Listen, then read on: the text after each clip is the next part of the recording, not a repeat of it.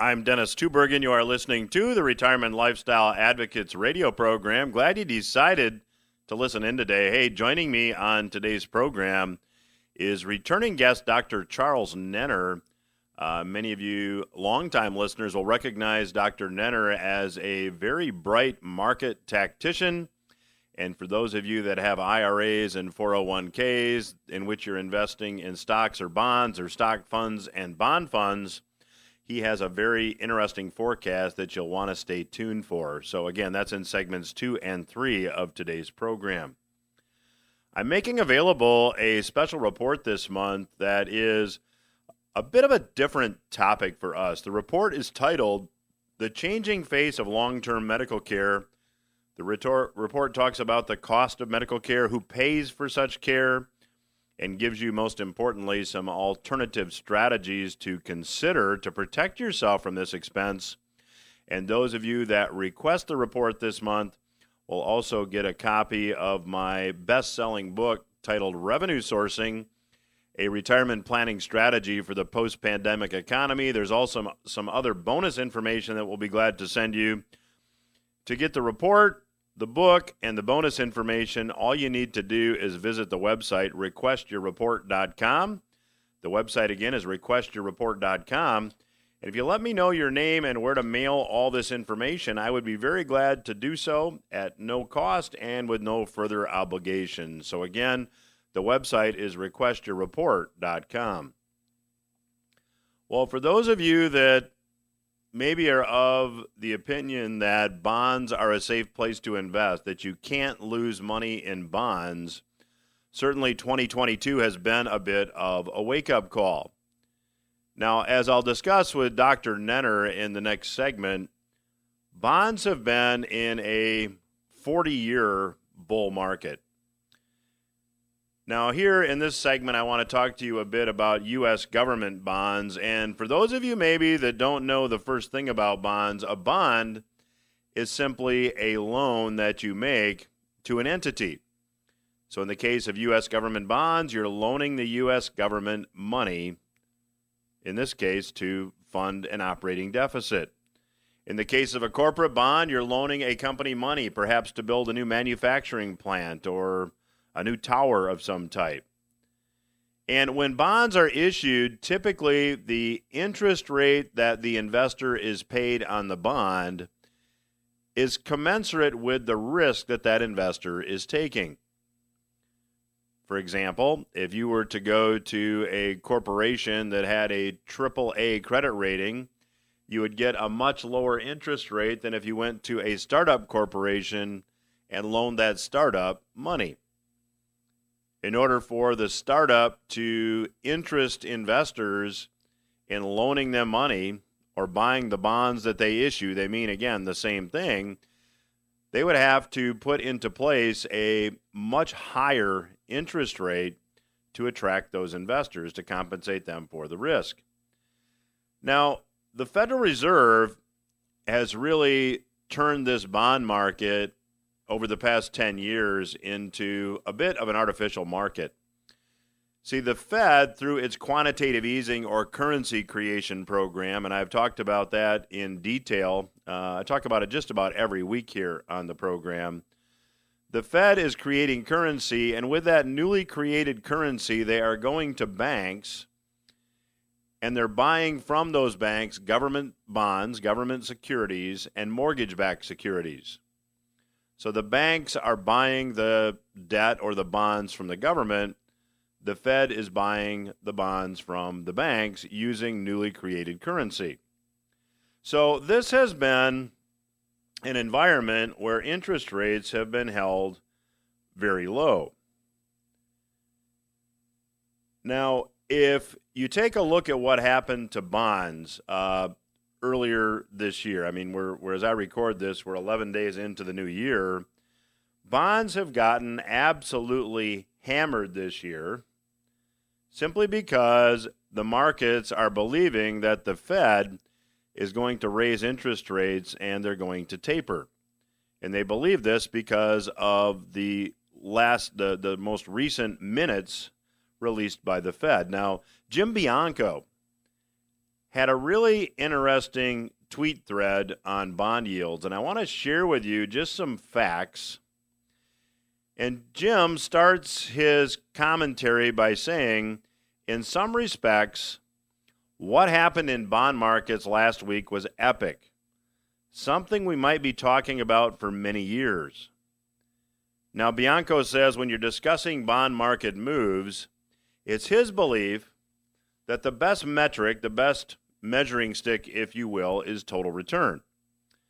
Total return includes price change and level of yields. Now, the 30-year data goes all the way back to 1973. That's 49 years ago. And the first week of 2022, when you look at the 30-year long bond, it was the worst calendar week total return in the entire 49-year history.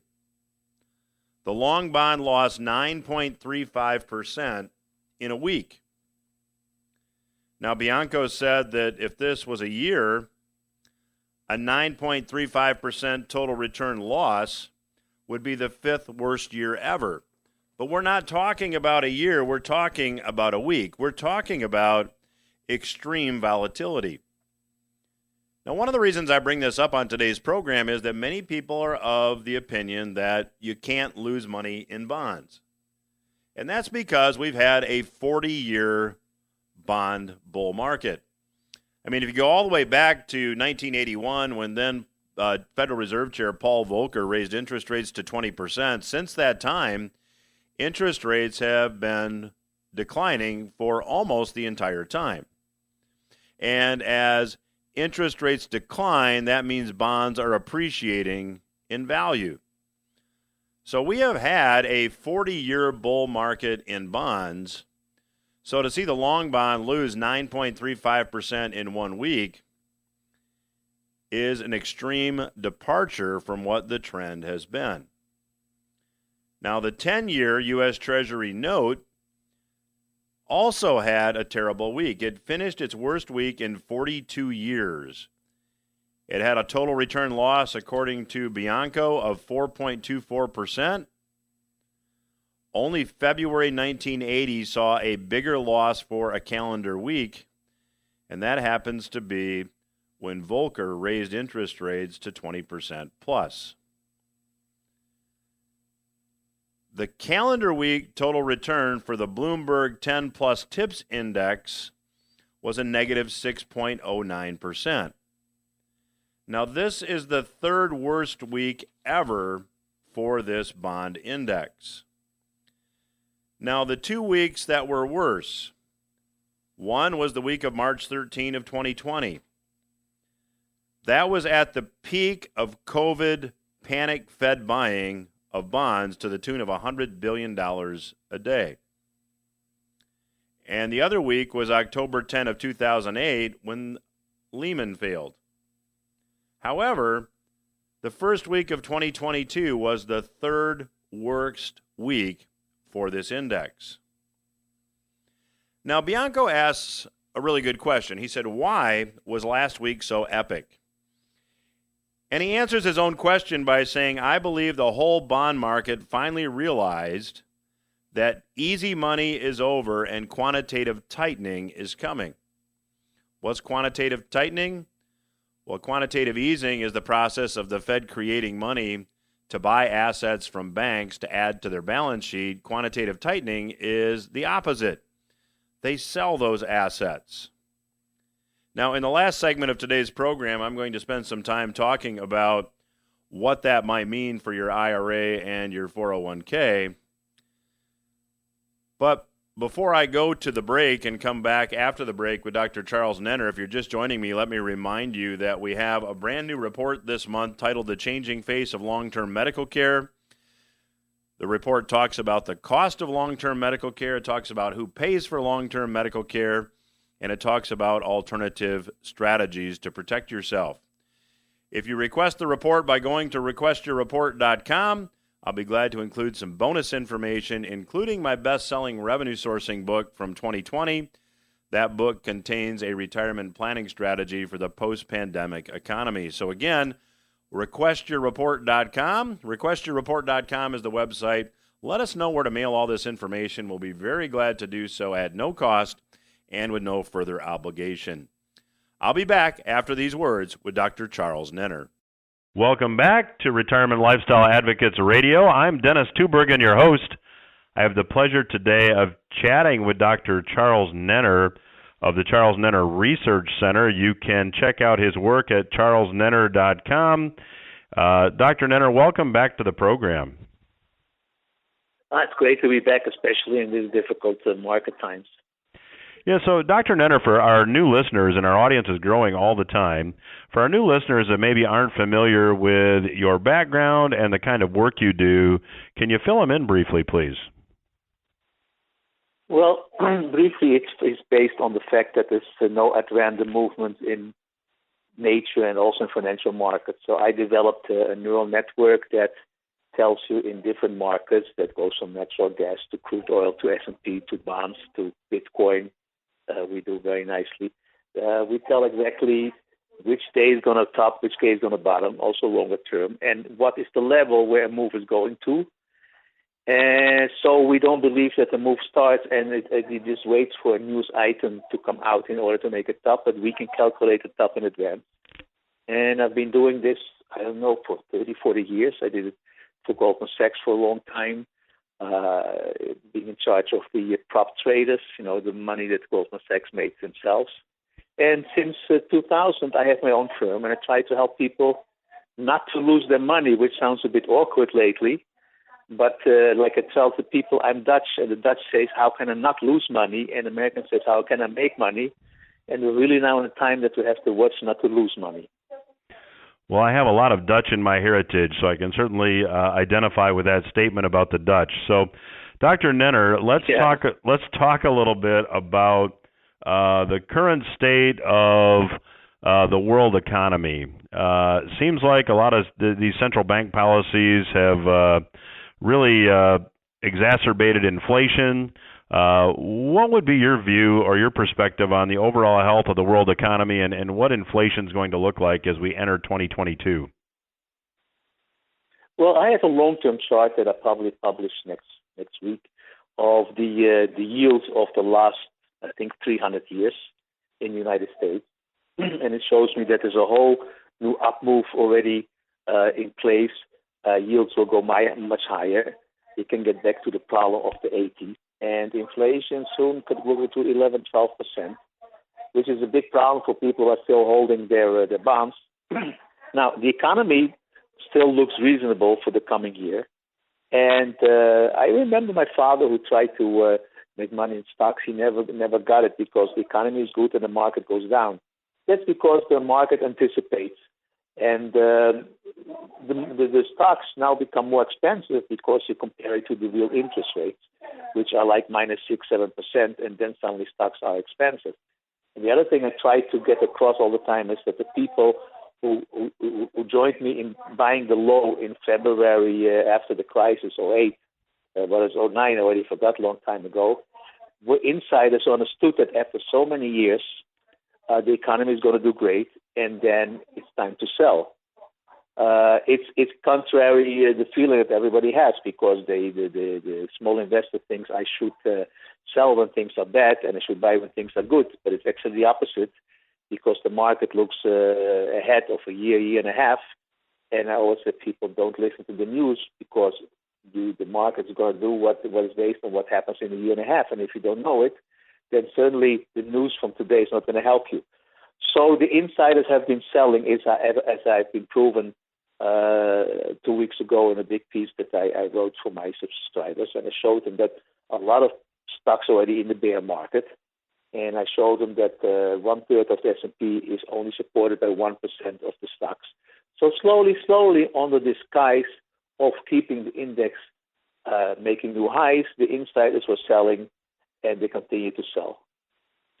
Well, to the point you just made, Dr. Nenner, I read an article, talked about it with on another broadcast that I did, that the leadership in stocks has been very narrow. For example, I think it was 40% of all NASDAQ stocks have declined 50% for their highs, and any rise in what we've That's seen correct. in the NASDAQ index is coming from 5 stocks. So it seems like across the board, this leadership is narrowing. So I know you were out of stocks as of a couple of weeks ago. So what's your forecast for stocks moving ahead here? And comment on that leadership, if you could, please. Well, the leadership was actually five stocks that were like Apple, Google, Alpha, Nvidia, that are totally overpriced, Microsoft totally overpriced, and they were keeping the Nasdaq going. Like you said, I didn't mention the 50% being in a bear market because I also saw that, and I'm afraid to make a mistake because it's such a strong statement, but it seems to be correct also when you mention it. So a lot of stocks are in a bear market already. And those 4 or 5 stocks keep the Nasdaq or kept the Nasdaq going, but they were totally overpriced. So that's one of the reasons why now we see a big sell-off in tech stocks. Take the markets with them. The problem is that, and I know that really from a lot of investors, is that people are afraid to miss 44% on the upside and don't care about 30-40% on the downside. So whenever it goes up, they're still conditioned to buy the dips, and it's not going to end well. So my idea for people as stocks is there could be a short-term bounce into the third week of January based on cycles, but you really want to lighten up on your position because otherwise you get the same situation as in the bond market. I think we saw the bonds, the U.S. bonds, 30-year around 190. Today they're around 155, and you don't get your money back. And it's better to watch our cycles. So say the markets are topping, the situation is dangerous, and save your money, save your assets. So, Dr. Nenner, do you have a forecast for where stocks ultimately go based on your cycles research? Well, not only on the base cycle research. I think the first up is going to be around 18,000 for the Dow. Wow. And so 50% down. Could get worse also. Yeah, at least it could get worse also. It's a major top. If people like to sign up, which they can get for free for 4 weeks, maybe they can see what we sent out last Sunday. It's very convincing, and it showed them that at least they have the same situation as happened in 2007 at the high. So, and again, the website for the listeners that want to check that out, it's charlesnenner.com. That's charlesnenner.com. So, Dr. Nenner, it's hard to imagine, given the current fiscal state, and you know, most of my listeners are in the United States, although we have a smattering around the world. It's hard to imagine interest rates going higher, given the current state of not only U.S. finances, but the amount of private sector debt that exists. It just suggests that there's going to have to be a deflationary collapse here because not all this debt is going to be paid, and certainly not at higher interest rates. So give me your comment.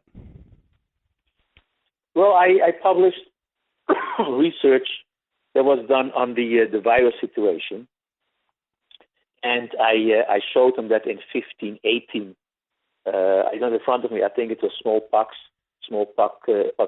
epidemic, and then in 1618 the same thing, and then in 1718 it was measles, and in 1818 it was cholera, and 1918 we all know how bad it was, and now it's the virus that kills people, and it's exactly 100 years apart. And don't ask me how to explain it, but what I mentioned over there is that a few years before the 100 years, you would have no idea that it's going to be an epidemic. So we don't really know what's going on, why it's going on. The only thing that my research deals with is what's going to happen and when it's going to happen. And the rest, I'm not better than other people that publish in the media, and I don't think they have any idea why things happen the way they happen.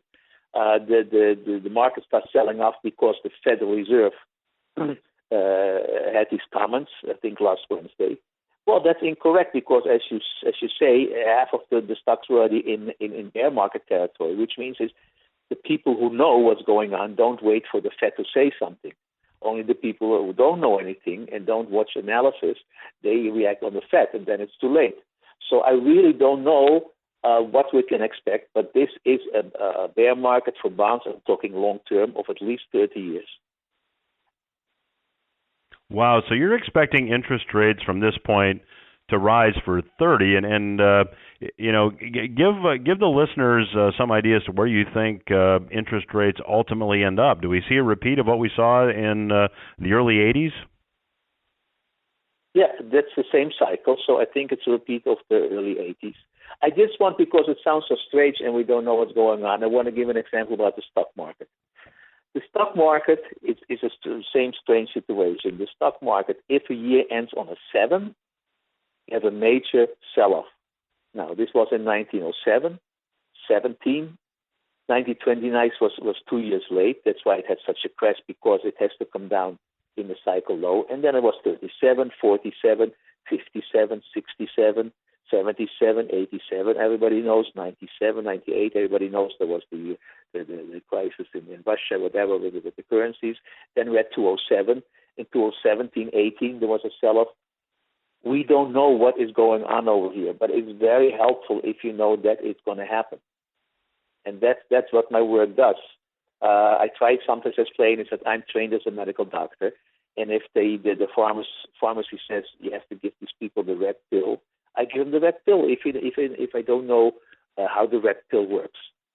The problem with small investors is that they say, as long as I don't understand it, I'm not going to use the research. That's cost a lot of money. So I don't really can answer your question because I don't really know. I know what's going to happen, but I don't know really why. Well, I'm chatting today with Dr. Charles Nenner. Again, his website is charlesnenner.com. He is gracious enough to offer his work for 4 weeks for free, and I encourage the listeners to check that out. Dr. Nenner, and we have time for one more question in this segment. Since most people invest in stocks and bonds, what I've just heard you say in this segment is that you're bearish on both stocks and bonds. So that really is bad news for someone managing assets for retirement the traditional way. Do you see any markets moving ahead that your cycles say will be bull markets? Well, we're waiting for the gold and silver market to take off. Still a bit early, but we're going into bull market. And the stocks that we work with, because we follow the crude oil and the natural gas. Now, the crude oil we work with USO, and UNG is what we work with natural gas. And those stocks go according to the commodities. There are also commodities that follow soybeans. So if you want to make money, you just have to look for somewhere else. The problem is that most investors that I use to make money in a certain asset only want to make the money or make the money back in that asset. And then what they say is, well, I don't know about crude oil. And then sometimes says, well, what do you know about stock markets? You also don't know. It's the same thing.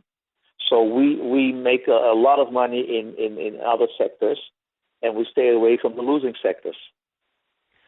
Well, my guest today is Dr. Charles Nenner. His website is charlesnenner.com. I would encourage you to check it out.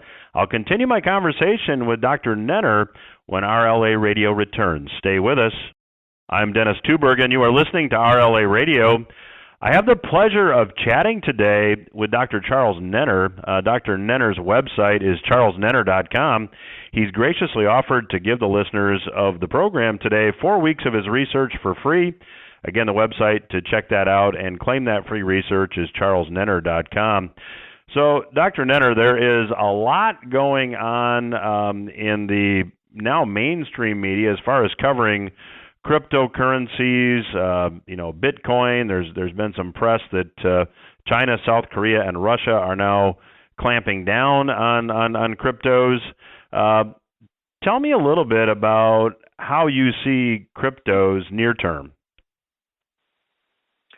Well, first of all, cryptos is the easiest thing to analyze, especially with cycles, because let's say you analyze IBM, the cycles work, but there could be a small interruption because IBM could come out with some news or numbers, which almost doesn't happen in Bitcoin, and we do Ethereum, Bitcoin, and there's no fundamentals on there. There's just rumors. It's full of idiots where Katie, I forgot the last name, got a place in a board of Bitcoin and says the Bitcoin goes to 100,000. And then, people listen. And I've asked the people, okay, you don't want her to explain how she gets there, because I'm sure she doesn't know how she gets there. So we went out of Bitcoin around 69,000 when cycles stopped. And cycles are still down. And if it holds this week above 38,000, then we might go long again for a bounce. Ethereum looks worse. The cycles are really down for Ethereum. And for now, the party is over. We even have intraday updates on Bitcoin and Ethereum because it is so volatile. So subscribers get them mostly once a day. After a couple of hours of trading, we tell them what time, because we also have hourly cycles, what time the Bitcoin is going to bottom and what level is going to bottom and where it goes. It's very easy. It's very easy to analyze these two things. But for the moment, Ethereum is in a bad situation because of the cycles, and Bitcoin just has to hold around 38,000 to make another try to get higher. But it's not going very high. It's just going to make a bounce.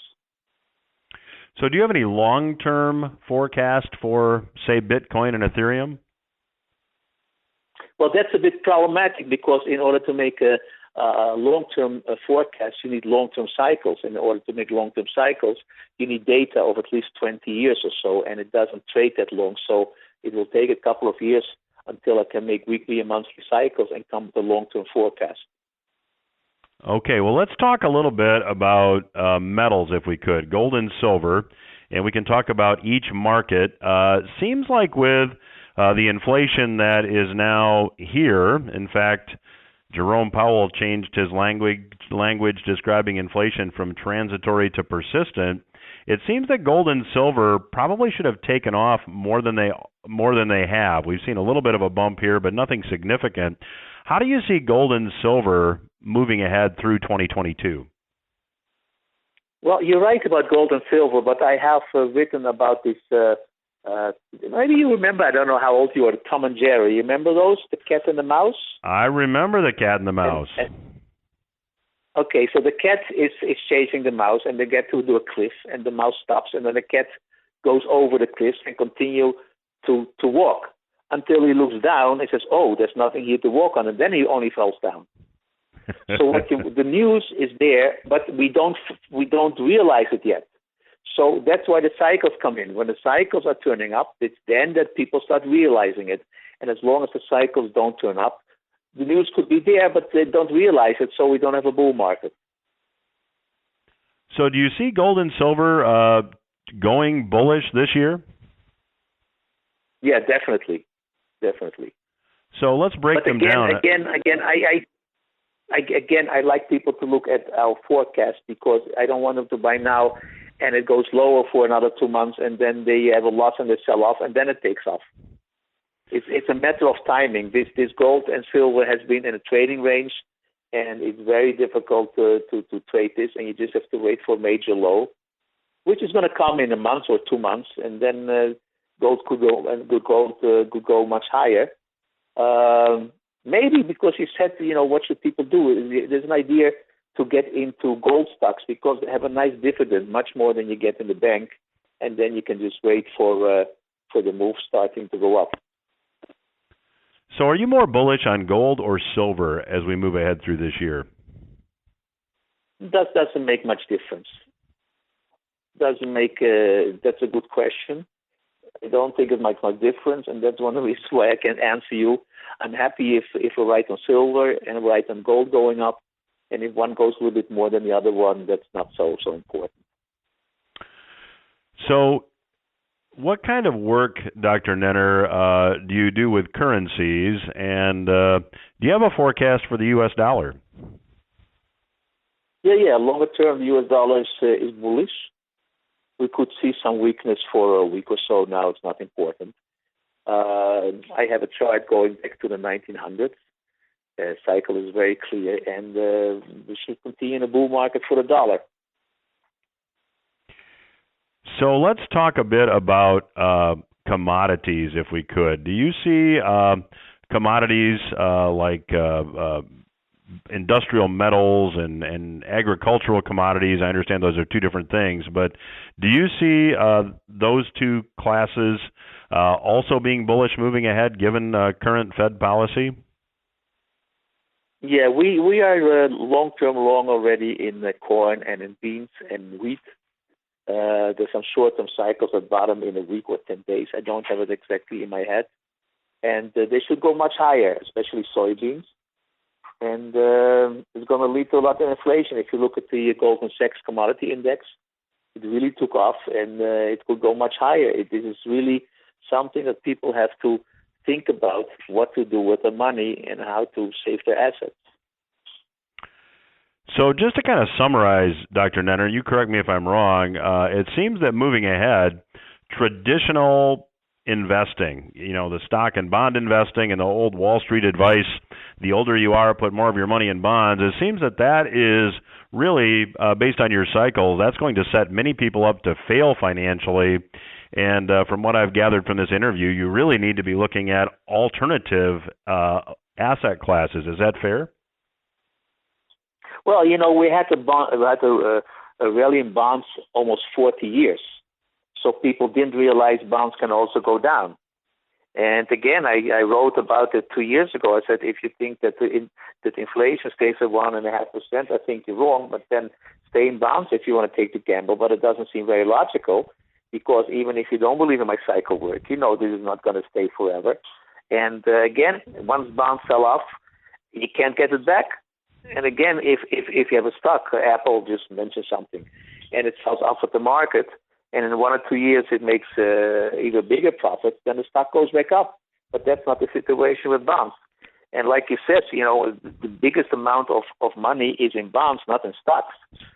So I think the consumers are going to be in trouble soon, especially the younger ones, because what I see around me is that they're all in Bitcoin and Ethereum, and they're going to lose their shirt if they don't know what they're doing.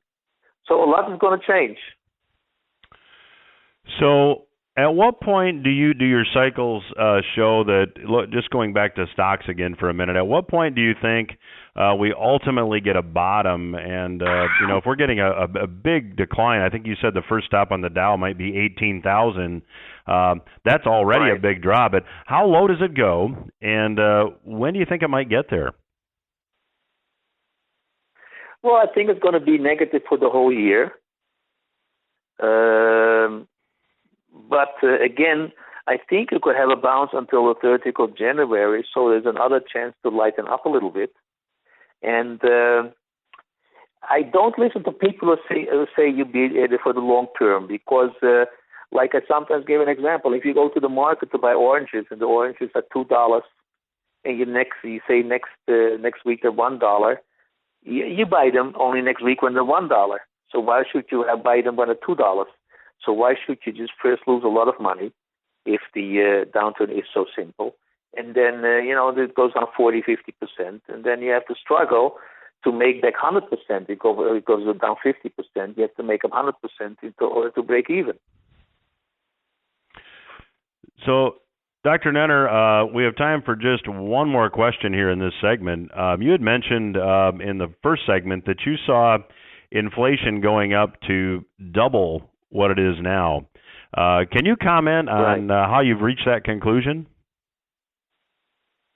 Well, it's the same thing that if let's say the S&P goes up with a certain momentum, I sometimes explain if you shoot a bullet in the air, people who know the physics know that it has a certain amount of time until it turns down, and you can calculate with the momentum how high the bullet will go until it starts going down.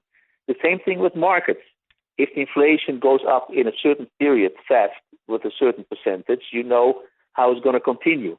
So you just project, like you project an upside price target for the S&P, you project an upside target for the inflation. It's all mathematics.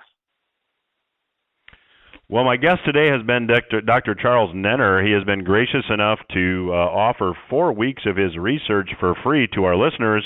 If you'd like to claim that research, you can go to charlesnenner.com, and Nenner is spelled Nenner. That's charlesnenner.com.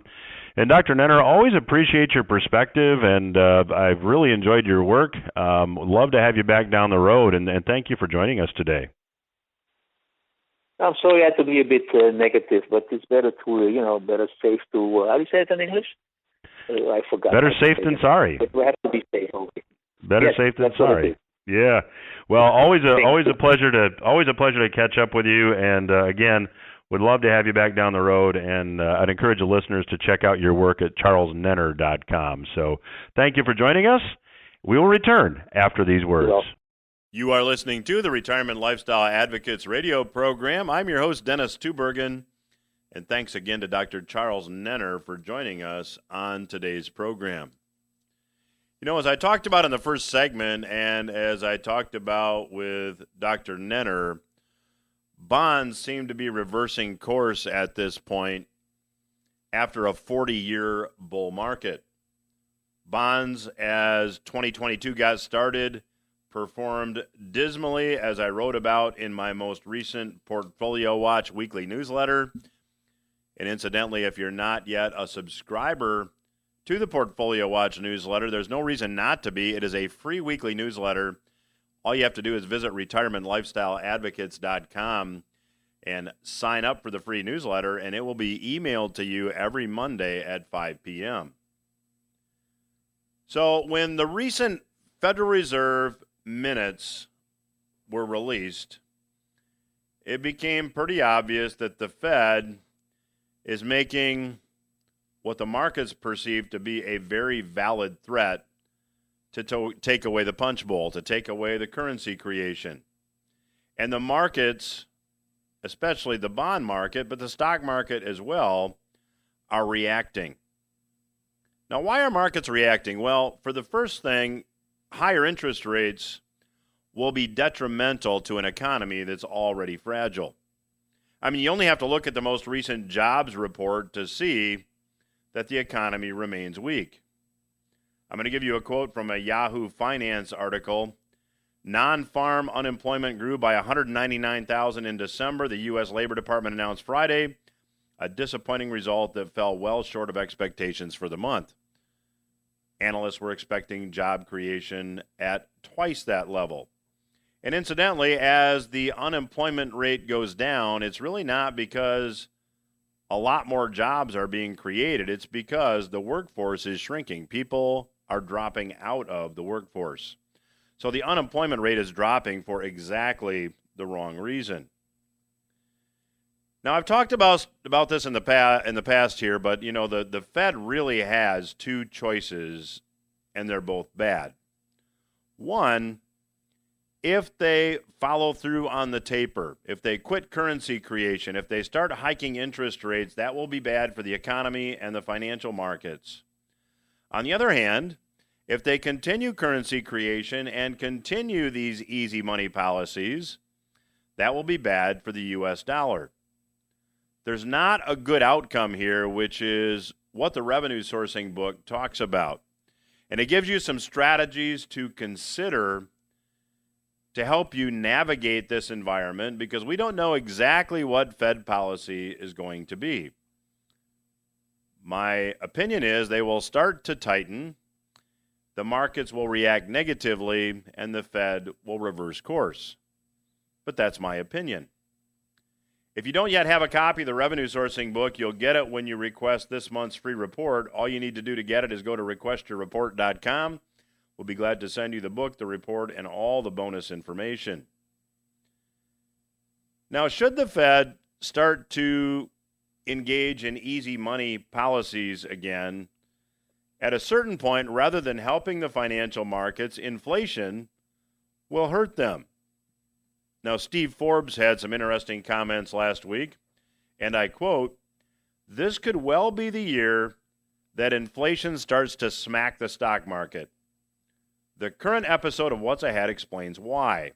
Investors need to understand there are two kinds of inflation: monetary inflation and non-monetary inflation.